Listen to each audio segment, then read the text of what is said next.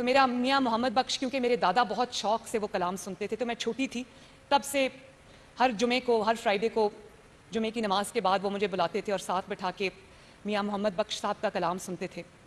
اس وقت تو مجھے سمجھ نہیں آتا تھا، لیکن جب میں ان چیزوں سے، ان راستوں سے گزری تو مجھے یہ اندازہ ہوا کہ ایک ایک لفظ میں کتنی حکمت اور کتنی سچائی ہے.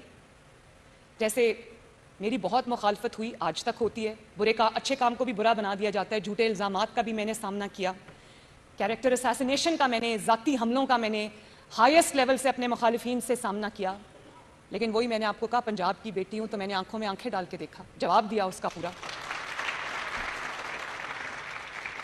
اور گھبرائی نہیں. اسی لیے میں اپنے مخالفین کا شکریہ ادا کرتی ہوں کہ آج انہوں نے پنجاب کی ایک بیٹی کو، پاکستان کی ایک بیٹی کو اتنا مضبوط بنا دیا ہے کہ اللہ تعالیٰ کے فضل سے اب مشکل نہیں لگتی. تو میں یہ کہنا چاہتی ہوں کہ جس چیز نے مجھے اس وقت میں طاقت دی، اس میں سے بہت بڑا کردار ایک میاں محمد بخش کی شاعری کا بھی ہے.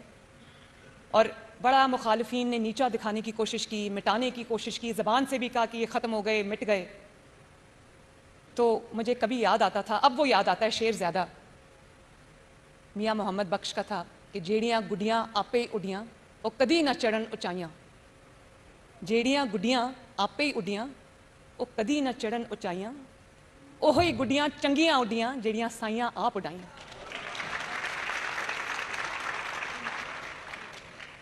تو گالی بھی سنی، عدالتوں میں دھکے بھی کھائے، جھوٹے مقدمات کا سامنا بھی کیا اور کردار کشی کا سامنا بھی کیا، لیکن آج دیکھ لیں اللہ تعالیٰ نے عزت سے اس کرسی پہ بٹھا دیا. تو جس کو اللہ تعالیٰ عزت دے اس کو مخالفین، اور یہ صحیح ہے کہ یہ تو چلتی ہے تجھے اونچا اڑانے کے لیے، یہ صحیح ہے. ان کو شاید اس وقت نہیں پتا تھا کہ وہ کیا کر رہے ہیں، لیکن اللہ تعالیٰ کا اپنا نظام ہوتا ہے، رب دا اپنا نظام ہوتا ہے کہ نہیں ہوتا ہے نا.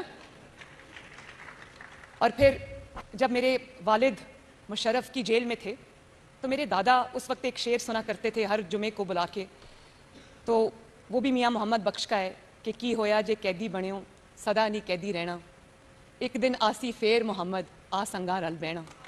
تو دیکھ لو،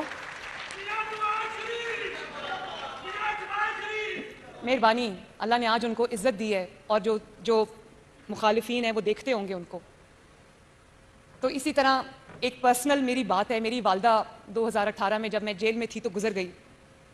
میرے دل سے ان کی یاد نہیں جاتی، اور میں کبھی کبھی ان کو خواب میں دیکھتی ہوں تو مجھے صبح اٹھ کے ایسا لگتا ہے کہ میں ان سے مل کے آئی ہوں.